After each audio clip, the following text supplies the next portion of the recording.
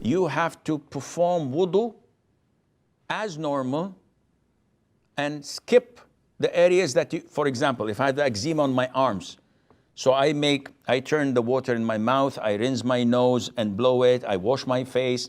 When it comes to my arms, I skip it, I wipe over my head and I wash my feet.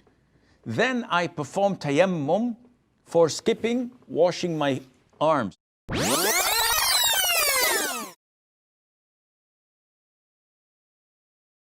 Ahmed from the UK says, regarding a question he asked before, and Ahmed has stated before that as long as the water cannot reach your skin due to this cream, you have to perform wudu as normal and skip the areas that you, for example, if I have the eczema on my arms, so I turn the water in my mouth, I rinse my nose and blow it, I wash my face.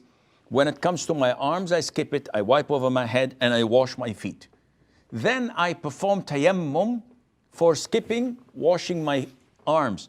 How is the tayammum done? A lot of the Muslims think that when I tell them to do tayammum after skipping an organ, that they do this and they wipe over the organ itself. And this is wrong.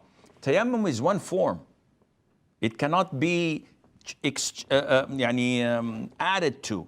It's simply hitting the soil or the sand or the ground once, and you wipe your hands and wipe over your face once. Or you wipe over your face and then wipe over your hand once. Either way would do, inshallah.